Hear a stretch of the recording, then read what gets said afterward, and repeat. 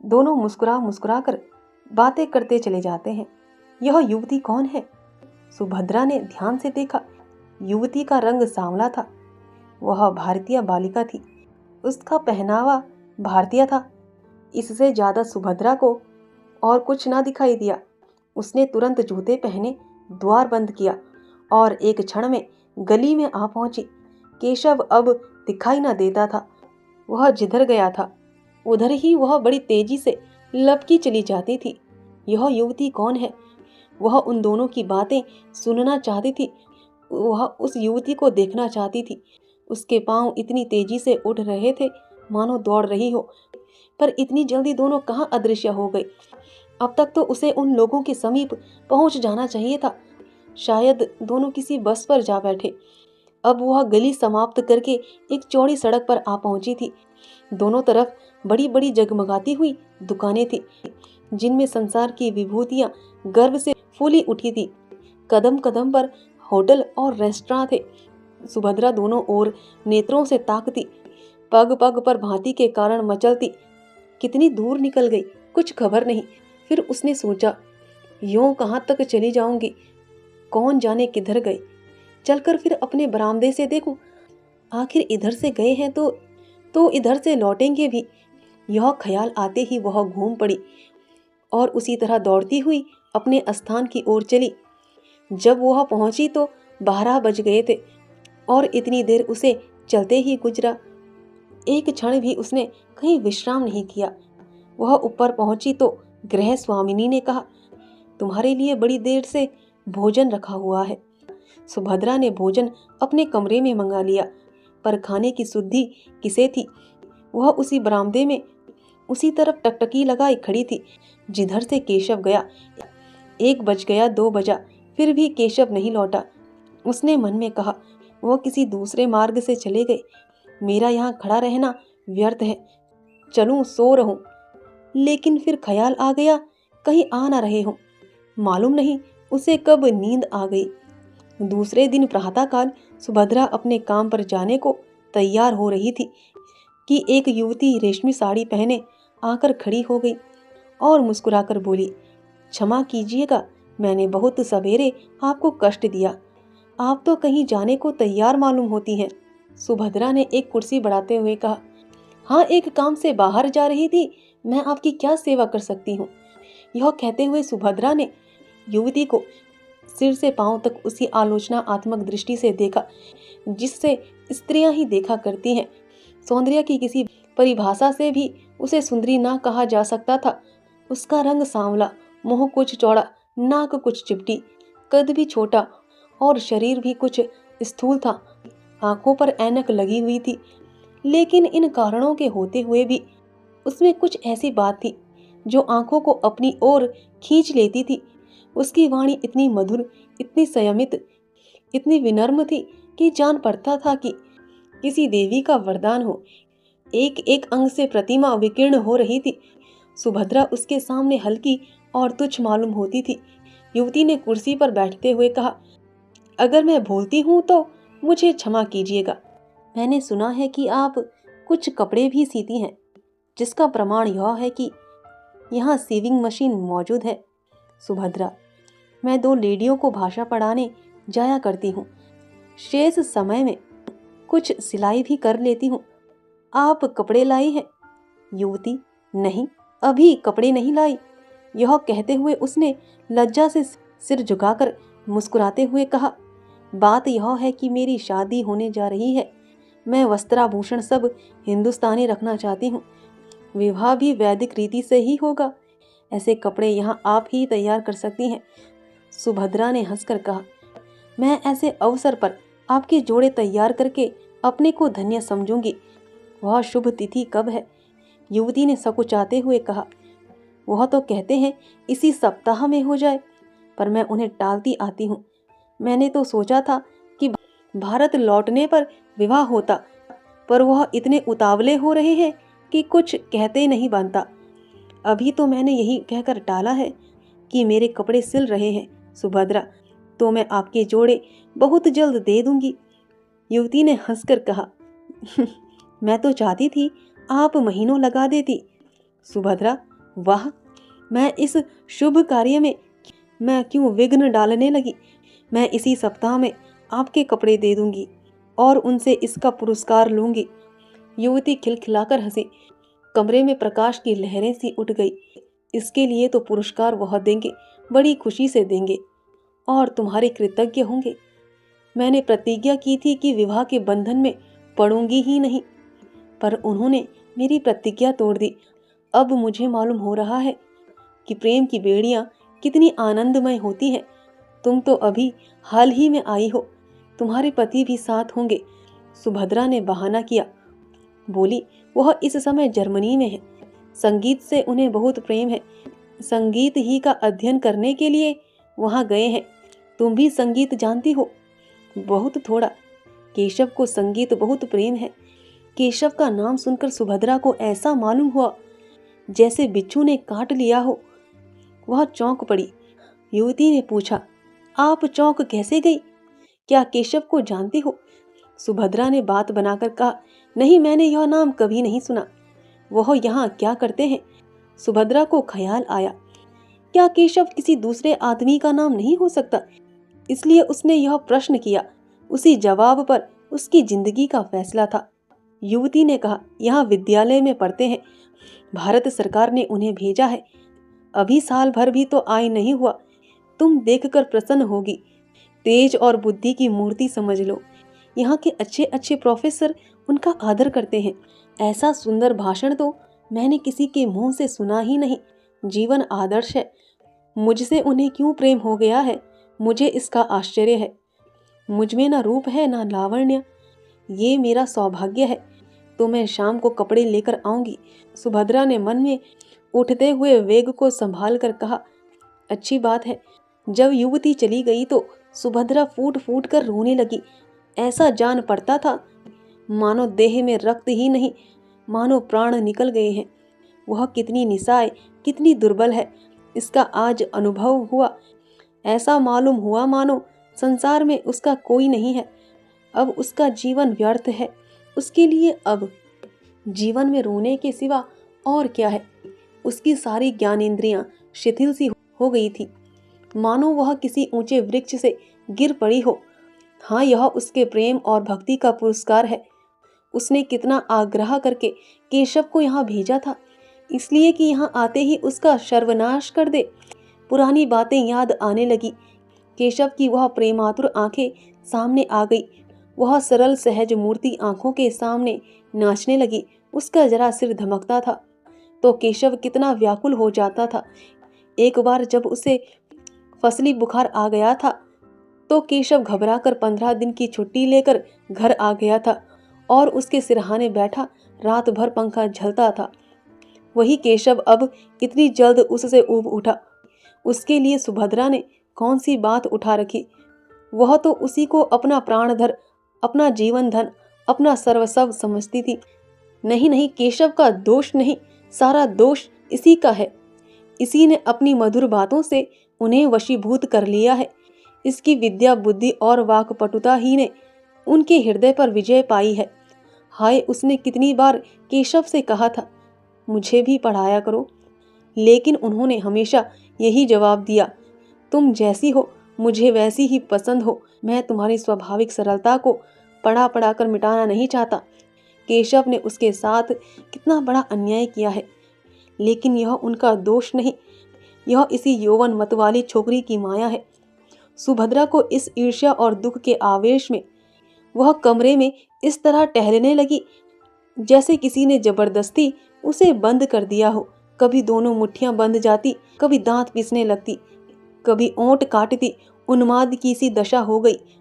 आंखों में भी एक तीव्र ज्वाला चमक उठी। यूं यूं केशव के इस निष्ठुर आघात को सोचती, उन कष्टों को याद करती जो उसने उसके लिए झेले थे। उसका चित्त प्रतिकार के लिए विकल होता जाता था। अगर कोई बात हुई होती, आपस में मनोमालिन्य का लेश भी होता तो उसे इतना दुख ना होता। यह तो उसे ऐसा मालूम होता था मानो कोई हंसते हंसते अचानक गले पर चढ़ बैठे। अगर वह उनके योग्य नहीं थी तो उन्होंने उससे विवाह ही क्यों किया था? विवाह करने के बाद भी उसे क्यों न ठुकरा दिया था? क्यों प्रेम का बीज बोया था, और आज जब वह बीज पल्लवों से लहराने लगा, उसकी जड़ें उसके अंतःस्थल के एक एक अणु में प्रविष्ट हो गई। उसका रक्त, उसका सारा उत्सर्ग वृक्ष को सींचने और पालने में प्रवृत्त हो गया, तो वह आज उसे उखाड़कर फेंक देना चाहते हैं। क्या हृदय के टुकड़े टुकड़े हुए बिना वृक्ष उखड़ जाएगा? सहसा उसे एक बात याद आ गई। हिंसा आत्मक संतोष से उसका उत्तेजित मुखमंडल और भी कठोर हो गया। केशव ने अपने पहले विवाह की बात इस युवती से गुप्त रखी होगी। सुभद्रा इसका भांडा फोड़ करके केशव के सारे मंसूबों को धूल में मिला देगी। उसे अपने ऊपर क्रोध आया कि युवती का पता क्यों न पूछ लिया। उसे एक पत्र लिखकर केशव की नीचता, स्वार्थपरता और कायरता की कलाई खोल देती, उसके पंडित्य, प्रतिभा और प्रतिष्ठा को धूल में मिला देती। खैर, संध्या समय तो वह कपड़े लेकर आएगी ही। उस समय उससे सारा कच्चा चिट्ठा बयान कर दूंगी। सुभद्रा दिन भर युवती का इंतजार करती रही। कभी बरामदे में आकर इधर उधर निगाहें दौड़ाती, कभी सड़क पर देखती, पर उसका कहीं पता न था। मन में झुंझलाती थी कि उसने क्यों उसी वक्त सारा वृतांत ना कह सुनाया। केशव का पता उसे मालूम था, उस मकान और गली का नंबर तक याद था जहां से वह उसे पत्र लिखा करता था। ज्यों-ज्यों दिन ढलने लगा और युवती के आने में विलंब होने लगा, उसके मन में एक तरंगी सी उठने लगी कि जाकर केशव को फटकारे, उसका सारा नशा उतार दे। कहे, तुम इतने भयंकर हिंसक हो, तुम महान धूर्त हो, यह मुझे मालूम ना था। तुम यही विद्या सीखने यहाँ आए थे।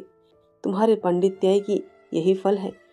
तुम एक अबला को, जिसने तुम्हारे ऊपर अपना सर्वस्व अर्पण कर दिया, यूं छल सकते हो? तुम में क्या मनुष्यता नाम को भी नहीं रह गई? आखिर तुमने मेरे लिए क्या सोचा है? मैं सारी जिंदगी तुम्हारे नाम को रोती रहूं? लेकिन अभिमान हर बार उसके पैरों को रोक लेता। नहीं, जिसने उसके साथ ऐसा कपट किया है, उसका इतना अपमान किया है, उसके पास वह ना जाएगी। वह उसे देखकर अपने आंसुओं को रोक सकेगी या नहीं, इसमें उसे संदेह था। और केशव के सामने वह रोना नहीं चाहती थी। अगर केशव उससे घृणा करता है तो वह भी केशव से घृणा करेगी। संध्या भी हो गई, पर युवती ना आई।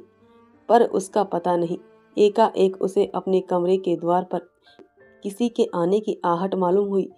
वह कूदकर बाहर निकल आई। युवती कपड़ों का एक पुलिंदा लिए सामने खड़ी थी। सुभद्रा को देखते ही बोली, क्षमा करना, मुझे आने में देर हो गई। बात यह है कि केशव को किसी बड़े जरूरी काम से जर्मनी जाना है। वहां उन्हें 1 महीने से ज्यादा लग जाएगा। वह चाहते हैं कि मैं भी उनके साथ चलूं। मुझसे उन्हें अपनी थीसिस लिखाने में बड़ी सहायता मिलेगी। बर्लिन के पुस्तकालयों को छानना पड़ेगा। मैंने भी स्वीकार कर लिया है। केशव की इच्छा है कि जर्मनी जाने के पहले हमारा विवाह हो जाए। कल संध्या समय संस्कार हो जाएगा। अब ये कपड़े मुझे आप जर्मनी से लौटने पर दीजिएगा। विवाह के अवसर पर हम मामूली कपड़े पहन लेंगे। और क्या करती, इसके सिवा कोई उपाय न था। केशव का जर्मन जाना अनिवार्य है। सुभद्रा ने कपड़ों को मेज पर रखकर कहा, आपको धोखा दिया गया है। युवती ने घबराकर पूछा, धोखा? कैसा धोखा? मैं बिल्कुल नहीं समझती, तुम्हारा मतलब क्या है? सुभद्रा ने संकोच के आवरण को हटाने की चेष्टा करते हुए कहा, केशव तुम्हें धोखा देकर तुमसे विवाह करना चाहता है। केशव ऐसा आदमी नहीं है जो किसी को धोखा दे। क्या तुम केशव को जानती हो? केशव ने तुमसे अपने विषय में सब कुछ कह दिया है। सब कुछ। मेरा तो यही विचार है कि उन्होंने एक बात भी नहीं छिपाई। तुम्हें मालूम है कि उसका विवाह हो चुका है। युवती की मुख ज्योति कुछ मलिन पड़ गई। उसकी गर्दन लज्जा से झुक गई। अटक अटक कर बोली, हाँ, उन्होंने मुझसे यह बात कही थी। सुभद्रा परास्त हो गई। घृणा सूचक नेत्रों से देखती हुई बोली, यह जानते हुए भी तुम केशव से विवाह करने पर तैयार हो? युवती ने अभिमान से देखकर कहा, तुमने केशव को देखा है? नहीं, मैंने उन्हें कभी नहीं देखा। फिर तुम उन्हें कैसे जानते हो? मेरे एक मित्र ने मुझसे यह बात कही है। वह केशव को जानता है। अगर तुम एक बार केशव को देख लेती, एक बार उससे बात कर लेती, तो मुझसे यह प्रश्न ना करती। एक नहीं, अगर उन्होंने 100 विवाह किया होता तो मैं इनकार ना करती। उन्हें देखकर मैं अपने को भूल जाती हूँ। अगर उनसे विवाह ना करूँ तो फिर मुझे जीवन भर अविवाहित ही रहना पड़ेगा।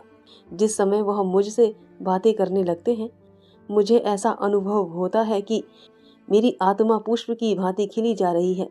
मैं उसमें प्रकाश और विकास का प्रत्यक्ष अनुभव करती हूँ। दुनिया चाहे जितना हंसे, चाहे जितनी निंदा करे, मैं केशव को अब नहीं छोड़ सकती। उनका विवाह हो चुका है, पर उस स्त्री से उनका मन कभी ना मिला। यथार्थ में उनका विवाह अभी नहीं हुआ। वह कोई साधारण अर्ध शिक्षिता बालिका है। तुम ही सोचो, केशव जैसा विद्वान, उदार चेता मनस्वी पुरुष ऐसी बालिका के साथ कैसे प्रसन्न रह सकता है। तुम्हें कल मेरे विवाह में चलना पड़ेगा। सुभद्रा का चेहरा तमतमाया जा रहा था। केशव ने उसे इतने काले रंगों में रंगा है, यह सोचकर उसका रक्त खौल रहा था। जी में आता था इसी क्षण उसको धुतकार दूं, लेकिन उसके मन में कुछ और ही मंसूबे पैदा होने लगे थे। उसने गंभीर पर उदासीनता के भाव से पूछा। केशव ने कुछ उस स्त्री के विषय में नहीं कहा। युवती ने तत्परता से कहा। घर पहुंचने पर वह उससे केवल यही कह देंगे कि हम और तुम अब स्त्री और पुरुष नहीं रह सकते। उसके भरण पोषण का वह उसकी इच्छा अनुसार प्रबंध कर देंगे। इसके सिवा वह और क्या कर सकते हैं। हिंदू नीति में पति पत्नी में विच्छेद नहीं हो सकता, पर केवल स्त्री को पूर्ण रीति से स्वाधीन कर देने के विचार से वह ईसाई या मुसलमान होने पर भी तैयार है। वह तो अभी उसे इसी आशय का एक पत्र लिखने जा रहे थे, पर मैंने ही रोक लिया। मुझे उस अभागिनी पर बड़ी दया आती है। मैं तो यहाँ तक तैयार हूँ कि अगर उसकी इच्छा हो तो वह भी हमारे साथ रहे। मैं उसे अपनी बहन समझूंगी, किंतु केशव इससे सहमत नहीं होते। सुभद्रा ने व्यंग से कहा। रोटी कपड़ा देने को तैयार ही है, स्त्री को इसके सिवा और क्या चाहिए। युवती ने व्यंग की कुछ परवाह न करके कहा। तो मुझे लौटने पर कपड़े तैयार मिलेंगे ना? सुभद्रा, हाँ मिल जाएंगे। युवती, कल तुम संध्या समय आओगी? सुभद्रा, खेद है, अवकाश नहीं है। युवती ने कुछ ना कहा, चली गई। सुभद्रा कितना ही चाहती थी कि समस्या पर शांतचित होकर विचार करे, पर हृदय में मानो ज्वाला सी दहक रही थी। केशव के लिए वह अपने प्राणों का कोई मूल्य नहीं समझती थी। वही केशव उसे पैरों से ठुकरा रहा है। यह आघात इतना आकस्मिक, इतना कठोर था कि उसकी चेतना की सारी कोमलता मूर्छित हो गई। उसके एक एक अणु प्रतिकार के लिए तड़पने लगा। अगर यही समस्या इसके विपरीत होती तो क्या सुभद्रा की गर्दन पर छुरी न फिर गई होती? केशव उसके खून का प्यासा ना हो जाता? क्या पुरुष हो जाने से ही सभी बातें क्षम्य और स्त्री हो जाने से अक्षम्य हो जाती हैं? नहीं, इस निर्णय को सुभद्रा की विद्रोही आत्मा इस समय स्वीकार नहीं कर सकती। उसे नारियों के ऊंचे आदर्शों की परवाह नहीं है। उन स्त्रियों में आत्माभिमान ना होगा। वे पुरुषों की पैरों की जूतियां बनकर रहने ही में अपना सौभाग्य समझती होंगी। सुभद्रा इतनी आत्माभिमान शून्य नहीं है। वह अपने जीते जी यह नहीं देख सकती थी कि उसका पति उसके जीवन की सर्वनाश करके चैन की बंशी बजाए। दुनिया उसे हत्यारनी, पिशाचनी कहेगी। कहे, उसको परवाह नहीं। रह रहकर उसके मन में भयंकर प्रेरणा होती थी कि इसी समय उसके पास चली जाए और इसके पहले ही कि वह उस युवती के प्रेम का आनंद उठाए, उसके जीवन का अंत कर दे। वह केशव की निष्ठुरता को याद करके अपने मन को उत्तेजित करती थी, अपने को धिक्कार धिक्कार कर नारी सुलभ शंकाओं को दूर करती थी। क्या वह इतनी दुर्बल है? क्या उसमें इतना साहस भी नहीं है? इस वक्त यदि कोई दुष्ट उसके कमरे में घुस आए और उसके सतीत्व का अपहरण करना चाहे, तो क्या वह उसका प्रतिकार ना करेगी? आखिर आत्मरक्षा ही के लिए तो उसने यह पिस्तौल ले रखी है। केशव ने उसके सत्या का अपहरण ही तो किया है। उसका प्रेम दर्शन केवल प्रवचना थी। वह केवल अपनी वासनाओं की तृप्ति के लिए सुभद्रा के साथ प्रेम स्वांग भरता था। फिर उसका वध करना क्या सुभद्रा का कर्तव्य नहीं? इस अंतिम कल्पना से सुभद्रा को वह उत्तेजना मिल गई जो उसके भयंकर संकल्प को पूरा करने के लिए आवश्यक थी। यही वह आस्था है जब स्त्री पुरुष के खून की प्यासी हो जाती है। उसने खूंटी पर लटकती हुई पिस्तौल उतार ली और ध्यान से देखने लगी, मानो उसे कभी देखा ना हो। कल संध्या समय जब आर्य मंदिर में केशव और उसकी प्रेमिका एक दूसरे के सन्मुख बैठे होंगे, उसी समय वह इस गोली से केशव की प्रेम लीलाओं का अंत कर देगी, दूसरी गोली अपनी छाती में मार लेगी। क्या वह रो रो कर अपना अधम जीवन काटेगी? संध्या का समय था। आर्य मंदिर के आंगन में वर वधू इष्ट मित्रों के साथ बैठे हुए थे। विवाह का संस्कार हो रहा था। उसी समय सुभद्रा पहुंची और बरामदे में आकर एक खंबे की आड़ में इस भांति खड़ी हो गई कि केशव का मुंह उसके सामने था। उसकी आंखों में वह दृश्य खिंच गया जब आज से 3 साल पहले उसने इसी भांति केशव को मंडप में बैठे हुए आड़ से देखा था। तब उसका हृदय कितना उच्छ्वासित हो रहा था, अंतस्थल में गुदगुदी सी हो रही थी। कितना अपार अनुराग था, कितनी असीम अभिलाषाएं थी। मानो जीवन प्रभात का उदय हो रहा है। जीवन मधुर संगीत की भांति सुखद था, भविष्य ऊषा स्वप्न की भांति सुंदर। क्या यह वही केशव है? सुभद्रा को ऐसा भ्रम हुआ मानो यह केशव नहीं है। हाँ, यह वह केशव नहीं था। यह उसी रूप और उसी नाम का कोई दूसरा मनुष्य था। अब उसकी मुस्कुराहट में, उनके नेत्रों में, उसके शब्दों में, उसके हृदय को आकर्षित करने वाली कोई वस्तु न थी। उसे देखकर वह उसी भांति निष्पंद निश्चल खड़ी है, मानो कोई अपरिचित व्यक्ति हो। अब तक केशव का सा रूपवान, तेजस्वी, सौम्यशीलवान पुरुष संसार में न था, पर अब सुभद्रा को ऐसा जान पड़ा कि वहां बैठे हुए युवकों में और उसमें कोई अंतर नहीं है। वह ईर्ष्यागिन जिसमें वह जली जा रही थी, वह हिंसा कल्पना जो उसे वहां तक लाई थी, मानो एकदम शांत हो गई। विरिक्त हिंसा से भी अधिक हिंसात्मक होती है। सुभद्रा की हिंसा कल्पना में एक प्रकार का ममत्व था। उसका केशव, उसका प्राण वल्लभ, उसका जीवन सर्वस्व और किसी का नहीं हो सकता। पर अब वह ममत्व नहीं है, वह उसका नहीं है। उसे अपरवाह नहीं, उस पर किसका अधिकार होता है। विवाह संस्कार समाप्त हो गया। मित्रों ने बधाइयां दी, सहेलियों ने मंगल गान किए। फिर लोग मेजों पर जा बैठे, दावत होने लगी। रात के 12 बज गए, पर सुभद्रा वही पाषाण मूर्ति की भांति खड़ी रही, मानो कोई विचित्र स्वप्न देख रही हो। हाँ, जैसे कोई बस्ती उजड़ गई हो, जैसे कोई संगीत बंद हो गया हो, जैसे कोई दीपक बुझ गया है। जब लोग मंदिर से निकले तो वह भी निकल आई, पर उसे कोई मार्ग ना सूझता था। परिचित सड़कें उसे भूली हुई सी जान पड़ने लगी। सारा संसार ही बदल गया था। वह सारी रात सड़कों पर भटकती फिरी, घर का कहीं पता नहीं। सारी दुकानें बंद हो गई, सड़कों पर सन्नाटा छा गया। फिर भी वह अपना घर ढूंढती हुई चली जा रही थी। हाय, क्या इसी भांति उसे जीवन पथ में भी भटकना पड़ेगा? सहसा एक पुलिसमैन ने पुकारा, मैडम, तुम कहाँ जा रही हो? सुभद्रा ने ठिठक कर कहा, कहीं नहीं। तुम्हारा स्थान कहाँ है? मेरा स्थान? हाँ, तुम्हारा स्थान कहाँ है? मैं तुम्हें बड़ी देर से इधर उधर भटकते देख रहा हूँ। किस स्ट्रीट में रहती हो? सुभद्रा को उस स्ट्रीट का नाम तक याद ना था। तुम्हें अपने स्ट्रीट का नाम तक याद नहीं? भूल गई, याद नहीं आता। सहसा उसकी दृष्टि सामने के एक साइन बोर्ड की तरफ उठी। ओह, यही तो उसकी स्ट्रीट है। उसने सिर उठाकर इधर उधर देखा। सामने ही उसका डेरा था और इसी गली में अपने ही घर के सामने न जाने कितनी देर से वह चक्कर लगा रही थी। अभी प्रातः काल ही था कि युवती सुभद्रा के कमरे में पहुंची। वह उसके कपड़े सी रही थी। उसका सारा तन मन कपड़ों में लगा हुआ था। कोई युवती इतना एकाग्रचित होकर अपना श्रृंगार भी करती होगी। न जाने उससे कौन सा पुरस्कार लेना चाहती थी। उसे युवती के आने की खबर ना हुई। युवती ने पूछा, तुम कल मंदिर में नहीं आई? सुभद्रा ने सिर उठाकर देखा तो ऐसा जान पड़ा मानो किसी कवि की कोमल कल्पना मूर्तिमय हो गई है। उसकी उपछवि आनंदीय थी, प्रेम की विभूति रोम रोम से प्रदर्शित हो रही थी। सुभद्रा दौड़कर उसके गले से लिपट गई, जैसे उसकी छोटी बहन आ गई हो और बोली, हाँ आ गई। हाँ गई तो थी, मैंने तुम्हें नहीं देखा। हाँ मैं अलग थी, केशव को देखा। हाँ देखा। धीरे से क्यों धीरे से क्यों बोली? मैंने कुछ झूठ कहा था?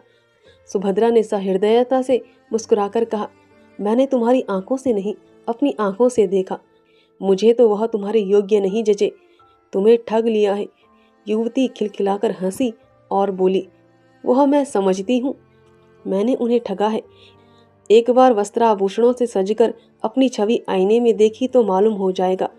तब क्या मैं कुछ और हो जाऊंगी? अपने कमरे से फर्श, तस्वीरें, हांडियां, गमले आदि निकाल कर देख लो। कमरे की शोभा वही रहती है। युवती ने सिर हिलाकर कहा, ठीक कहती हो, लेकिन आभूषण कहाँ से लाऊं? न जाने अभी कितने दिनों में बनने की नौबत आई। मैं तुम्हें अपने गहने पहना दूंगी। तुम्हारे पास गहने हैं? बहुत। देखो, मैं अभी लाकर तुम्हें पहनाती हूँ। युवती ने मुंह से तो बहुत नहीं नहीं किया, पर मन में प्रसन्न हो रही थी। सुभद्रा ने अपने सारे गहने पहना दिए। अपने पास एक छल्ला भी ना रखा। युवती को एक नया अनुभव था। उसे इस रूप में निकलते शर्म तो आती थी, पर उसका रूप चमक उठा था, इसमें संदेह ना था। उसने आईने में अपनी सूरत देखी तो उसकी सूरत जगमगा उठी, मानो किसी वियोगिनी को अपने प्रियतम का संवाद मिला हो। मन में गुदगुदी होने लगी। वह इतनी रूपवती है, उसे उसकी कल्पना भी ना थी। कहीं केशव इस रूप में उसे देख लेते, वह आकांक्षा उसके मन में उदय हुई, पर कहीं कैसे। कुछ देर बाद लज्जा से सिर झुकाकर बोली, केशव मुझे इस रूप में देखकर बहुत हंसेंगे। सुभद्रा, हंसेंगे नहीं, बलैया लेंगे, आंखें खुल जाएंगी। तुम आज इसी रूप में उनके पास जाना। युवती ने चकित होकर कहा, सच? आप इसकी अनुमति देती हैं? सुभद्रा ने कहा बड़े हर्ष से, तुम्हें संदेह न होगा? बिल्कुल नहीं। और जो मैं 2-4 दिन पहने रहूं, तुम 2-4 महीने पहने रहो, आखिर पड़े ही तो हैं। तुम भी मेरे साथ चलो। नहीं नहीं, मुझे अवकाश नहीं है। अच्छा लो, मेरे घर का पता नोट कर लो। हाँ लिख दो, शायद कभी आऊं। एक क्षण में युवती वहां से चली गई। सुभद्रा अपनी खिड़की पर उसे इस भांति प्रसन्न मुख खड़ी देख रही थी, मानो उसकी छोटी बहन हो। ईर्ष्या या द्वेष का लेश भी उसके मन में न था। मुश्किल से 1 घंटा गुजरा होगा कि युवती लौटकर बोली, सुभद्रा क्षमा करना, मैं तुम्हारा समय बहुत खराब कर रही हूँ। केशव बाहर खड़े हैं, बुला लूं? एक क्षण, केवल एक क्षण के लिए सुभद्रा कुछ घबरा गई। उसने जल्दी से उठकर मेज पर पड़ी हुई चीजें इधर उधर हटा दी, कपड़े करीने से रख दिए। उसने जल्दी से उलझे हुए बाल संभाल लिए, फिर उदासीन भाव से मुस्कुराकर बोली, उन्हें तुमने क्यों कष्ट दिया? जाओ बुला लो।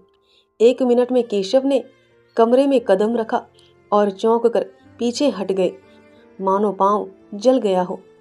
मुंह से एक चीख निकल गई। सुभद्रा गंभीर, शांत, निश्चल अपनी जगह पर खड़ी रही, फिर हाथ बढ़ाकर बोली, मानो किसी अपरिचित व्यक्ति से बोल रही हो, आइए मिस्टर केशव, मैं आपको ऐसी सुशील, ऐसी सुंदरी, ऐसी विदुषी रमणी पाने पर बधाई देती हूँ। केशव के मुंह पर हवाइयां उड़ रही थी। वह पथ भ्रष्ट सा बना खड़ा था। लज्जा और ग्लानि से उसके चेहरे पर एक रंग आता था, एक रंग जाता था। यह बात एक दिन होने वाली थी अवश्य, पर इस तरह अचानक उसकी सुभद्रा से भेंट होगी, इसका उसे स्वप्न में भी गुमान न था। सुभद्रा से यह बात कैसे कहेगा, इसको उसने खूब सोच लिया था। उसके अपेक्षों का उत्तर सोच लिया था। पत्र के शब्द तक मन में अंकित कर लिए थे। ये सारी तैयारियां धरी रह गई और सुभद्रा से साक्षात हो गया। सुभद्रा उसे देखकर जरा सी नहीं चौंकी। उसके चेहरे पर आश्चर्य, घबराहट या दुख का एक चिन्ह भी ना दिखाई दिया। उसने उसी भांति उससे बात की, मानो वह कोई अजनबी हो। यहाँ कब आई, कैसे आई, क्यों आई, कैसे गुजर करती है, यह और इस तरह के असंख्य प्रश्न पूछने के लिए केशव का चित्त चंचल हो उठा। उसने सोचा था सुभद्रा उसे धिक्कारेगी, विष खाने की धमकी देगी, निष्ठुर, निर्दय और न जाने क्या क्या कहेगी। इन सब आपदाओं के लिए वह तैयार था। पर इस आकस्मिक मिलन, इस गर्भयुक्त उपेक्षा के लिए वह तैयार ना था। वह प्रेम व्रत धारिणी सुभद्रा इतनी कठोर, इतनी हृदय शून्य हो गई है। अवश्य ही इसे सारी बातें पहले ही मालूम हो चुकी हैं।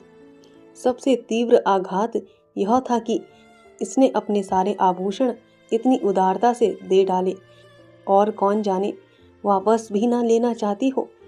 वह प्रास्त और अप्रतिम होकर एक कुर्सी पर बैठ गया। उत्तर में एक शब्द भी उसके मुख से ना निकला। युवती ने कृतज्ञता का भाव प्रकट करके कहा, इनके पति इस समय जर्मनी में हैं। केशव ने आंखें फाड़ कर देखा, पर कुछ बोल ना सका। युवती ने फिर कहा, बेचारी संगीत के पाठ पढ़ाकर और कुछ कपड़े सीकर अपना निर्वाह करती है। वह महाशय यहाँ आ जाते तो उन्हें उनके सौभाग्य पर बधाई दे देती। केशव इस पर भी कुछ ना बोल सका, पर सुभद्रा ने मुस्कुराकर कहा, वह मुझसे रूठे हुए हैं, बधाई पाकर और भी झल्लाते। युवती ने आश्चर्य से कहा, तुम उन्हीं के प्रेम में यहाँ आई, अपना घर बार छोड़ा, यहाँ मेहनत मजदूरी करके निर्वाह कर रही हो, फिर भी वह तुमसे रूठे हुए हैं। आश्चर्य। सुभद्रा ने उसी भांति प्रसन्न मुख से कहा, पुरुष प्रकृति ही आश्चर्य का विषय है, चाहे मिस्टर केशव इसे स्वीकार ना करें। युवती ने फिर केशव की ओर प्रेरणापूर्ण दृष्टि से देखा, लेकिन केशव उसी भांति अप्रतिम बैठा रहा।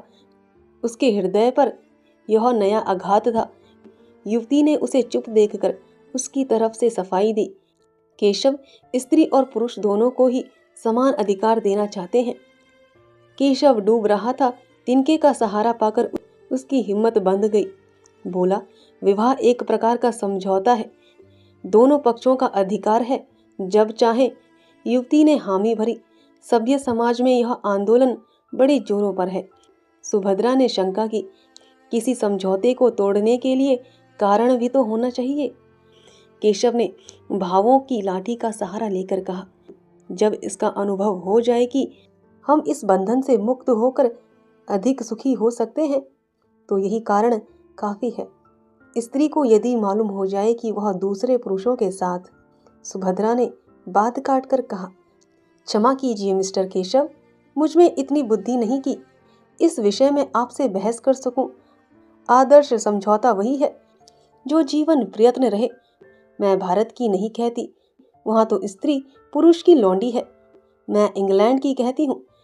यहाँ भी कितनी औरतों से मेरी बातचीत हुई है। वे तलाकों की बढ़ती संख्या को देखकर खुश नहीं होती। विवाह सबसे ऊंचा आदर्श उसकी पवित्रता और स्थिरता है। पुरुषों ने सदैव इस आदर्श को तोड़ा है, स्त्रियों ने निभा है। अब पुरुषों को अन्य स्त्रियों को किस ओर ले जाएगा, नहीं कह सकती। इस गंभीर और संयत कथन के विवाद का अंत कर दिया। सुभद्रा ने चाय मंगवाई। तीनों आदमियों ने पी। केशव पूछना चाहता था, अभी आप यहाँ कितने दिनों रहेंगी, लेकिन ना पूछ सका। वह यहाँ 15 मिनट और रहा, लेकिन विचारों में डूबा हुआ। चलते समय उससे ना रहा गया, पूछ ही बैठा, अभी आप यहाँ कितने दिन और रहेंगी। सुभद्रा ने जमीन की ओर ताकते हुए कहा, कह नहीं सकती, कोई जरूरत हो तो मुझे याद कीजिए। इस आश्वासन के लिए आपको धन्यवाद। केशव सारे दिन बेचैन रहा। सुभद्रा उसकी आंखों में फिरती रही। सुभद्रा की बातें उसके कानों में गूंजती रही। अब उसे इसमें कोई संदेह न था कि उसी के प्रेम में सुभद्रा यहाँ आई थी। सारी परिस्थिति उसकी समझ में आ गई थी। उस भीषण त्याग का अनुमान करके उसके रोए खड़े हो गए। यहाँ सुभद्रा ने क्या क्या कष्ट झेले होंगे, कैसी कैसी यातनाएं सही होंगी, सब उसी के कारण। वह उस पर भार न बनना चाहती थी, इसलिए तो उसने अपने आने की सूचना तक उसे न दी। अगर उसे पहले मालूम होता कि सुभद्रा यहाँ आ गई है, तो कदाचित उसे उस युवती की ओर इतना आकर्षण ही न होता। चौकीदार के सामने चोर को घर में घुसने का साहस नहीं होता। सुभद्रा को देखकर उसकी कर्तव्य चेतना जागृत हो गई। उसके पैरों पर गिरकर उससे क्षमा मांगने के लिए उसका मन अधीर हो उठा। वह उसके मुंह से सारा वृतांत सुनेगा। यह मौन उपेक्षा उसके लिए असह्य थी। दिन तो केशव ने किसी तरह काटा, लेकिन यूं ही रात के 10 बजे वह सुभद्रा से मिलने चला। युवती ने पूछा, कहाँ जाते हो? केशव ने बूट के लेंस बांधते हुए कहा, जरा एक प्रोफेसर से मिलना है। इस वक्त आने का वादा कर चुका हूँ। जल्द आना। बहुत जल्द आऊँगा। केशव घर से निकला तो उसके मन में कितनी ही विचार तरंगे उठने लगी। कहीं सुभद्रा मिलने से इनकार कर दे तो? नहीं, ऐसा नहीं हो सकता। वह इतनी अनुदार नहीं है। हाँ, यह हो सकता है कि वह अपने विषय में कुछ ना कहे। उसे शांत करने के लिए उसने एक कृपा की कल्पना कर डाली। ऐसा बीमार था कि बचने की आशा ना थी। उर्मिला ने ऐसी तन्मय होकर उसकी सेवा शुश्रूषा की कि उसे उससे प्रेम हो गया। कथा का सुभद्रा पर जो असर पड़ेगा, इसके विषय में केशव को कोई संदेह न था। परिस्थिति का बोध होने पर वह उसे क्षमा कर देगी, लेकिन इसका फल क्या होगा? क्या वह दोनों के साथ एक सा प्रेम कर सकता है? सुभद्रा को देख लेने के बाद उर्मिला को शायद उसके साथ साथ रहने में आपत्ति हो। आपत्ति हो ही कैसे सकती है? उससे यह बात छिपी नहीं है। हाँ, यह देखना है कि सुभद्रा भी इसे स्वीकार करती है कि नहीं। उसने जिस उपेक्षा का परिचय दिया है, उसे देखते हुए तो उसके मान में संदेह ही जान पड़ता है। मगर वह उसे मनाएगा, उसकी विनती करेगा, उसके पैरों पड़ेगा और अंत में उसे मनाकर ही छोड़ेगा। सुभद्रा से प्रेम और अनुराग का नया प्रमाण पाकर वह मानो एक कठोर निंद्रा से जाग उठा था। उसे अब अनुभव हो रहा था कि सुभद्रा के लिए उसके हृदय जो स्थान था वह खाली पड़ा हुआ है। उर्मिला उस स्थान पर अपना आधिपत्य नहीं जमा सकती। अब उसे ज्ञात हुआ कि उर्मिला के प्रति उसका प्रेम केवल वह तृष्णा थी जो स्वाद युक्त पदार्थों को देखकर ही उत्पन्न होती है। वह सच्ची क्षुधा न थी। अब फिर भी उसे सरल सामान्य भोजन की इच्छा हो रही थी। विलासिनी उर्मिला कभी इतना त्याग कर सकती है, इसमें उसे संदेह था। सुभद्रा के घर के निकट पहुंचकर केशव का मन कुछ कातर होने लगा, लेकिन उसने जी कड़ा करके जीने पर कदम रखा और क्षण में सुभद्रा के द्वार पर पहुंचा। लेकिन कमरे का द्वार बंद था, अंदर भी प्रकाश ना था। अवश्य ही वह कहीं गई है, आती ही होगी। तब तक उसके बरामदे में टहलने का निश्चय किया। सहसा मालकिन आती हुई दिखाई दी। केशव ने बढ़कर पूछा, आप बता सकती हैं कि यह महिला कहाँ गई है? मालकिन ने उसे सिर से पांव तक देखकर कहा, वह तो आज यहाँ से चली गई है। केशव ने हक बकाकर पूछा, चली गई? कहाँ चली गई? यह तो मुझसे कुछ नहीं बताया। कब गई? वह तो दोपहर को ही चली गई। अपना असबाब लेकर गई। असबाब किसके लिए छोड़कर जाती? हाँ, एक छोटा सा पैकेट अपनी एक सहेली के लिए छोड़ गई है। उस पर मिसेज केशव लिखा हुआ है। मुझे कहा था कि यदि वह आ भी जाए तो उन्हें दे देना, नहीं तो डाक से भेज देना। केशव को अपना हृदय इस तरह बैठता हुआ मालूम हुआ जैसे सूर्य का अस्त होना। एक गहरी सांस लेकर बोला, आप मुझे वह पैकेट दिखा सकती हैं? केशव मेरा ही नाम है।